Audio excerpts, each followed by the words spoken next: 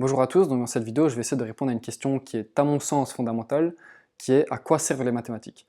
Donc c'est une question que vous êtes sûrement peut-être déjà posée au lycée, au collège, et que vous avez peut-être déjà posée à vos professeurs, à vos parents, à vos aînés, et il est possible que leur réponse n'était pas convaincante, n'était pas concrète, et trop peu rigoureuse.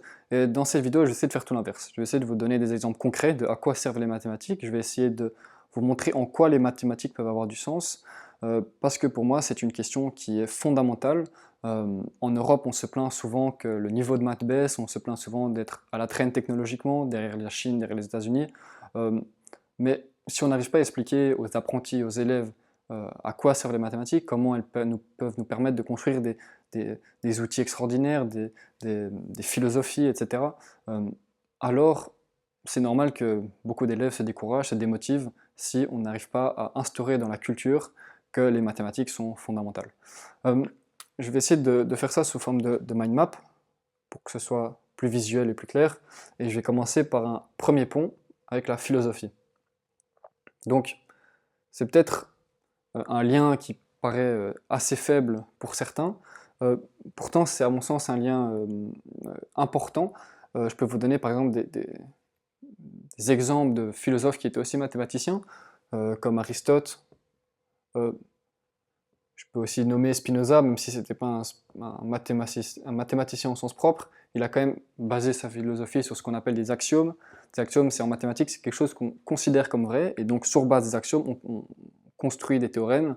Euh, et Spinoza essaie de faire la même chose avec sa philosophie. Il est parti de notions qu'on considérait comme vraies, et il a ensuite construit sa philosophie sur ces notions-là, qu'il a appelées axiomes, qui est une notion mathématique.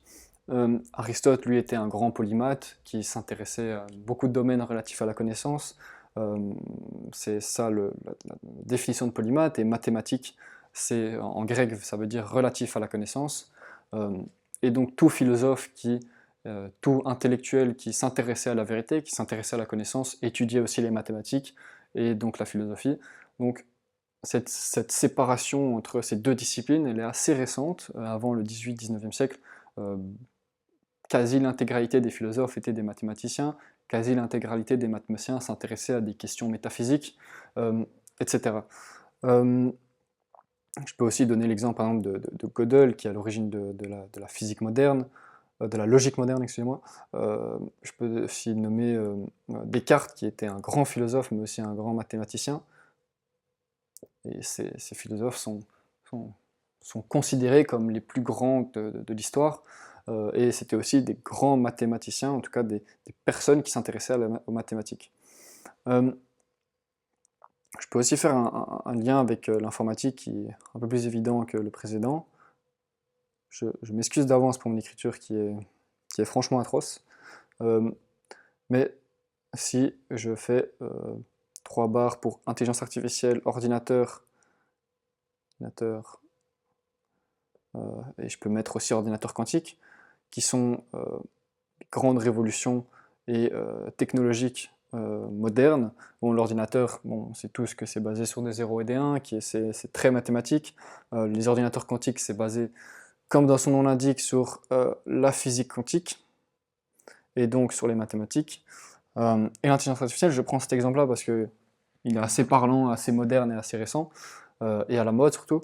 Euh, Ça, c'est la première fois que j'ai eu un petit déclic et que je me suis dit que les mathématiques étaient assez intéressantes. C'est quand j'ai commencé à essayer de comprendre l'intelligence artificielle et que je suis tombé sur des tonnes de mathématiques. Je suis tombé sur de l'algèbre linéaire, sur de l'analyse, euh, sur de l'optimisation de fonctions, etc. Et là, j'ai compris qu'il y avait quelque chose à faire. Je me suis dit, comment c'est possible que les mathématiques, que je pensais abstraites, que je pensais d'être une science à part, permettent à des ingénieurs de développer des outils aussi puissants que ChatGPT, que les LLM modernes. Euh, Par exemple, l'intelligence artificielle, et je crois aussi que c'est fondamental de- de- d'avoir un minimum de compréhension technique d'une certaine chose pour pouvoir débattre et philosopher ou penser dessus. C'est pour ça que quand j'entends des philosophes qui sont parfois des technophobes, qui ne connaissent rien à l'intelligence artificielle et puis qui donnent leur avis dessus, ben, je prends un peu de recul et je me dis ok, ils sont peut-être pas tout à fait légitimes, peut-être qu'ils ont des avis intéressants, mais restons quand même assez logiques, et si tu ne comprends pas l'aspect sous-jacent, l'aspect technique d'une certaine chose, bah, il est difficile de débattre ou de philosopher dessus. Donc c'était moi ma motivation à la base quand j'ai essayé de comprendre l'intelligence artificielle. Euh, Imaginons que ce qui ressemble à un graphe est un espace vectoriel. Un espace vectoriel, c'est un espace constitué de vecteurs. Imaginons un vecteur, ça vous l'avez sûrement vu au lycée, un vecteur ça a une amplitude mais aussi un sens, donc ça permet de capter des informations. Si je prends par exemple le mot mathématique, et que je dis que c'est ce vecteur-là, ben, l'intelligence artificielle, dans son, on va dire son cerveau, son fonctionnement, eh ben, il va avoir un espèce de vocabulaire, un espèce de dictionnaire avec un espace vectoriel à des centaines de dimensions, avec des vecteurs. Par exemple, science, dans son espace vectoriel, se rapproche de mathématiques, vu que il y a un lien commun, il y a un lien entre ces deux mots. Il y aura par exemple physique ici, qui est aussi proche de science et de mathématiques, puis tu auras par exemple philo ici, qui sera un peu plus loin, mais aussi proche de science et mathématiques, vu que, comme je dis, il y a quand même un lien dedans, puis c'est quand même une science humaine, donc on peut mettre philo ici. Je peux mettre par exemple, dans le cas de Apple, en anglais, Apple sera aussi proche par exemple de fruits, dans son espace vectoriel, que de, bon, je sais, on va plus voir je crois ici, que d'entreprise. Et par exemple, si je demande à l'intelligence artificielle quel CA a fait Apple l'an dernier, bah, ce qu'il va faire, c'est qu'il va utiliser des opérations mathématiques, du calcul matriciel, du calcul vectoriel, pour rapprocher le vecteur d'Apple vers le vecteur entreprise, dans ce cas-là, pour comprendre le contexte de la phrase. Et c'est par exemple comme ça qu'il va comprendre les phrases qu'on lui donne, c'est en faisant des opérations mathématiques dans son espace vectoriel pour comprendre et pour ajuster son espace et ajuster les vecteurs pour comprendre le sens des mots et le sens de la phrase. Donc ça c'est un exemple, je vous ai dit que je vous donnerai des exemples concrets, ça c'est un des exemples, hein. Vous pouvez aller plus loin, mais je ne vais pas aller plus loin dans cette vidéo. Donc voilà, ça c'est le cas de l'intelligence artificielle. Je peux vous donner un autre exemple qui est la physique. Bon, ça pour certains, ça peut encore paraître plus évident. Physique. La physique, voilà, la physique c'est basé sur des équations, c'est basé sur les maths, des vecteurs, les forces ce sont des vecteurs. La physique, il y a plusieurs façons de faire de la physique. Il y a la physique théorique, qui à l'heure actuelle cherche à unifier les 4 forces fondamentales. Je ne vais pas rentrer dans les détails, mais la physique théorique, c'est quasi de la philo, c'est quasi de la métaphysique. C'est l'exploration du Big Bang, c'est l'exploration des connaissances de l'univers, comme le Big Bang, les trous noirs, etc., la singularité, la relativité générale, la gravité. C'est la même chose. Après, tu as aussi la physique liée aux fusées. Donc, les maths, bien sûr, permettent de créer des fusées, vu que c'est lié. Les satellites qui permettent d'avoir du satellite. Oula. Les satellites qui permettent d'avoir du GPS, d'avoir du réseau, de communiquer. Les ordinateurs, les téléphones avec lesquels je filme, la lampe qui est ici, tout ça, ce sont des maths et de la physique.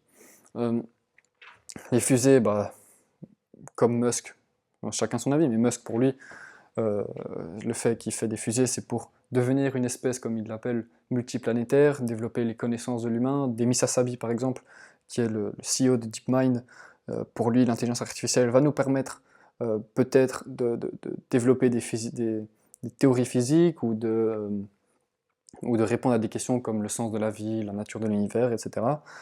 Et tout ça, c'est un peu lié, en fait, hein. Les ordinateurs quantiques, par exemple, si on arrive à avoir des ordinateurs quantiques viables et surpuissants, ça pourrait peut-être nous permettre de créer des intelligences artificielles et de calculer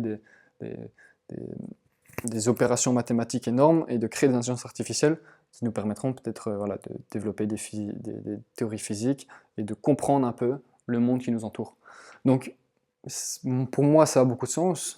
Peut-être que pour vous, il n'y en a pas, mais je trouve que si on n'est pas spécialement chrétien, si on n'est pas spécialement croyant, et qu'on pense que le monde n'a pas de sens prédéfini, ça, je trouve que ça a du sens. Que de trouver, d'essayer de chercher le sens. Dans un monde qui n'a pas de sens, je trouve que chercher le sens, c'est ce qui a le plus de sens, à mon sens.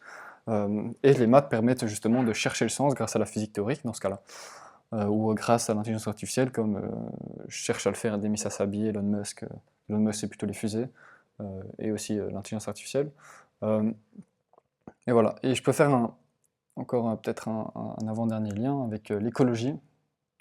Donc, si vous ne comprenez pas ce lien, je vous conseille de regarder un documentaire qui s'appelle Engineering the Earth, qui est sur YouTube, qui est en anglais, et qui parle de comment on pourrait développer des technologies, développer de l'ingénierie pour régler des problèmes liés au changement climatique, comme par exemple l'acidité des océans, les trous dans la couche d'ozone, les batteries, les énergies, etc.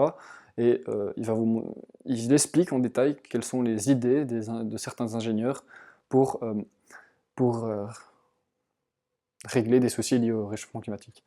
Je ne vais pas rentrer dans des débats politiques, mais par exemple, moi, je crois énormément au génie humain, je crois en l'intelligence humaine, et je pense que le seul moyen de régler ce problème du réchauffement climatique, c'est d'innover, c'est de engineering the earth, et c'est pas en essayant de baisser la consommation. Ça, je crois que c'est à mon sens utopique, mais c'est mes propres convictions, encore une fois. Mais voilà, si vous avez la même conviction que moi, les maths sont extrêmement importantes pour innover et pour faire en sorte qu'on arrive à trouver des solutions à ce réchauffement climatique. Je peux encore faire 2-3 liens entre sciences politiques, économiques, sciences politiques. Ce lien est un peu plus faible, on va dire. Moi, ma théorie, c'est que, comme essayait de le faire Aristote, Spinoza, Gödel, Descartes, c'était de rendre des sciences humaines plus exactes, de transformer la philosophie et les sciences politiques en une science plus exacte pour prédire, modéliser, etc. Imaginons dans un monde où on sait modéliser un pays, enfin une civilisation, une société, et ensuite voir l'impact de certaines politiques budgétaires, de certaines politiques économiques, etc., politiques d'immigration, toutes sortes de politiques, et pour voir quel sera l'impact, et tout en essayant de maximiser le bonheur des citoyens et en minimisant le malheur. Par exemple, imaginons on arrive à faire ça avec des maths et on arrive à modéliser ce genre de choses, bah, la science politique peut devenir, on peut faire peut-être prendre plus de décisions, de bonnes décisions en sciences politiques. Il y a aussi les sciences économiques, ça peut être pareil, hein, si on arrive à voir l'impact de certains régimes économiques sur un pays grâce à de la modélisation de société, bah, ça peut être intéressant à mon sens, sciences éco. Puis après, si vous travaillez en finance de marché, en tant que trader ou en tant que gestionnaire de risque dans une compagnie d'assurance, vous devrez passer par la case mathématique, hein. Le système financier repose sur des maths. Euh, euh, les gestionnaires de risque utilisent des maths pour faire la gestion de risque. Tout grand trader est aussi programmeur et mathématicien, enfin pas mathématicien, mais en tout cas matheux. Donc voilà, ça c'est aussi extrêmement lié. Donc je crois que j'ai déjà fait un peu le lien entre intelligence artificielle, physique théorique, ordinateur quantique, philosophie. Mais voilà, pour moi, ça a beaucoup de sens. J'essaie de vous donner un exemple concret avec l'exemple de l'intelligence artificielle, mais aussi un exemple concret avec la fusée et le satellite. Et voilà, je crois que c'est à peu près tout. J'espère que cette vidéo vous a plu. J'espère que vous avez appris peut-être de nouvelles choses, que vous avez trouvé des arguments, que j'ai répondu à certaines de vos questions. En tout cas, moi j'ai pris beaucoup de plaisir à faire cette vidéo et j'espère vous retrouver pour une prochaine vidéo et je vous dis à bientôt.